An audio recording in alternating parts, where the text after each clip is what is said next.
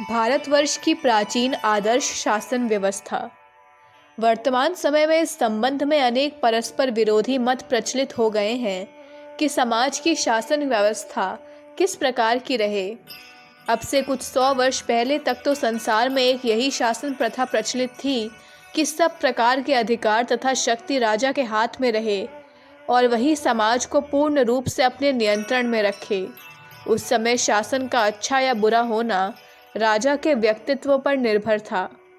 अगर राजा सदाशय तथा योग्य हुआ तो प्रजा सुखी रहती थी और अगर वह अयोग्य और दुष्ट स्वभाव का हुआ तो लोगों की दुर्गति होती थी और राष्ट्र पतन की ओर जाने लगता था।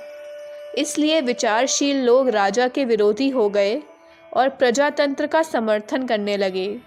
फिर प्रजातंत्र में गुटबंदी और थोड़े से प्रभावशाली लोगों का बोलबाला देखकर उसका भी विरोध किया जाने लगा और बकुनिन तथा मार्क्स ऐसे पश्चिमी समाजवादी विचारक सब प्रकार के राज्य अथवा शासन को ही बुरा बतलाने लगे और अनेक देशों में राज्य को जड़ मूल से ही नष्ट करने की कोशिश भी की गई।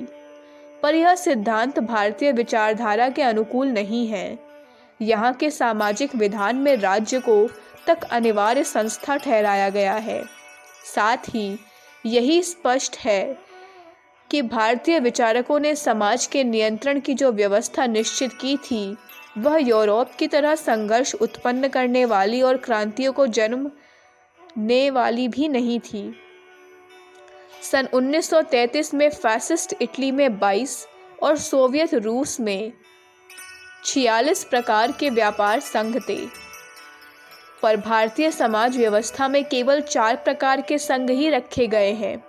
एक शिक्षा संबंधी अथवा ब्राह्मण, दूसरा प्रबंध संबंधी अथवा क्षत्रिय, तीसरा धनोत्पादन संबंधी या वैश्य और चौथा शारीरिक परिश्रम संबंधी या शूद्र।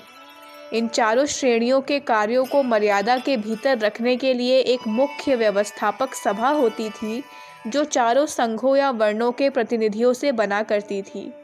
उसका एक मुख्य प्रधान राजा निर्वाचित होता था जो व्यवस्थापक सभा की सहायता से कार्य संचालन करता था। इस पद्धति के अनुसार बने राज्य को मानव राज्य कहा जाता था। जिस प्रकार किसी भी छोटे समूह या समुदाय को नियंत्रण में रखने के लिए मुखिया की ज़रूरत होती है, उसी प्रकार देश में उत्तम व्यवस्था बनाए रखने के लिए एक राजा की आवश्यकता होती है। फिर उसे आप चाहे राजा कहें या सभापति। राजा से घृणा तो तब होने लगी जब वे प्रजा के अनुकूल काम न करके स्वेच्छाचारी बन गए और लोगों पर अत्याचार करने लगे। ऐसी दशा में आवश्यकता इस बात की थी कि राजा की इस निरंकुशता को दूर करके फिर राज्य संस्था का सुधार कर लेते, पर इसके बजाय वर्गवादियों ने राज्य संस्था को ही समाप्त करने का नारा बुलंद कर दिया, जो समाज के लिए किसी दशा में उपयुक्त नहीं कहा जा सकता। भारतवर्ष में प्राचीन काल में जो शासन या राज्य व्यवस्था थी उसकी प्रशंसा अनेक विदेशी विद्वानों ने भी खुल के करी है। सर चार्ल्स मेटकाल्फ ने लिखा है कि भारतवर्ष में जो पंचायतें थीं वह छोटे मोटे प्रजातंत्रीय राज्यों की तरह थीं। वे उन सब बातों का प्रबंध करती थीं जिनके गांवों को ज़रूरत हुआ करती है। एक दूसरे लेखक सर जॉर्ज बर्डवुड ने लिखा है कि हिंदुस्तान में सबसे अधिक धार्मिक और राजनैतिक क्रांतियां हुई हैं, पर ग्राम पंचायतें अपना काम सदैव बिना रुकावट के करती रहीं। सिथियन, यूनानी, अफगान, मंगोल आदि अपने पहाड़ी इलाकों से आकर आक्रमण करते रहे। इसी प्रकार पोर्तुगीज़, डच, अंग्रेज़, फ्रांसीसी अपने अपने समुद्रों से आए और इस देश के कुछ भागों के शासक बन गए, पर ग्रामों के धार्मिक और व्यापार संघों पर उनके आने और जाने का कोई प्रभाव नहीं पड़ा।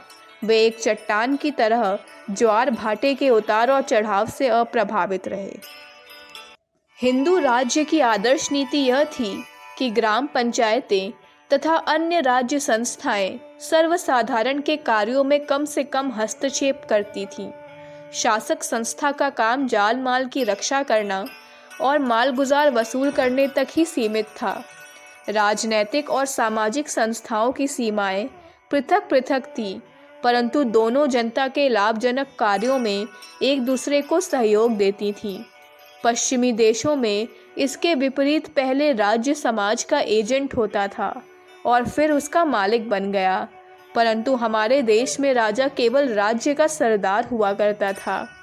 समाज संस्था पर उनका शासन नहीं होता था। इंग्लैंड आदि देशों में भी स्थानीय संस्थाएं काम करती हैं। वे कुछ अंशों में हमारी पंचायतों की तरह हैं, पर एक तो वे खर्च बहुत ज़्यादा करती हैं और दूसरे वे राज्य की ही बनाई होती हैं। परंतु प्राचीन भारत में पंचायतें स्वतंत्र थीं और राज्यों का संगठन और विकास उन्हीं के प्रभाव से हुआ करता था। इनका संबंध अप्रत्यक्ष रूप में केंद्रीय शासन तक से होता था। एक समय इनके संगठन और प्रभाव से इतना बड़ा साम्राज्य बना था जो अंग्रेज़ों द्वारा स्थापित किए हुए भारतीय राज्य या इंडियन एम्पायर से भी बड़ा था, क्योंकि अफगानिस्तान और मैसूर तक उसमें सम्मिलित थे। यह समझना भूल है कि प्राचीन भारत में जंगल ही जंगल थे। यहाँ प्राचीन काल में खेती के योग्य उत्तम भूमि की इतनी अधिकता थी कि अन्न की कमी कभी नहीं हो पाती थी। तरह तरह के व्यापार भी देश भर में होते थे और अनेक प्रकार के कला कौशल के काम भी जारी थे। एक जगह के माल को दूसरी जगह पहुंचाने के लिए सड़कें और व्यापार पथ बने थे, जिनके किनारे थोड़े थोड़े अंतर पर धर्मशालाएं थीं। सड़कों के किनारे छायादार वृक्ष लगे थे। अनेक जगह बड़े बड़े शहर आते थे। सिकंदर की चढ़ाई के वर्णन में उस समय के लेखकों ने लिखा है कि केवल पंजाब में ही 2000 शहर थे। यहाँ तक कि मुसलमानी काल में, जो अत्यंत अशांति और हलचल का युग माना जाता है, हिंदू भारत की प्राकृतिक मानसिक आचार संबंधी उन्नति में कोई रुकावट नहीं पड़ी। मुसलमान शासकों का शासन राजधानी या बड़े बड़े नगरों तक ही सीमित रहता था। इस युग में भी हिंदू संस्कृति बराबर उन्नति करती रही और उसका विस्तार अधिक होता गया। मुसलमानी आक्रमण और शासन के समय में ही भारत में हजारों संत, महात्मा, विद्वान, लेखक तथा समाज के संगठनकर्ता उत्पन्न हुए, जिनका नाम हम आज तक लेते हैं और जिनका वर्तमान समय में हिंदू समाज पर गहरा प्रभाव है।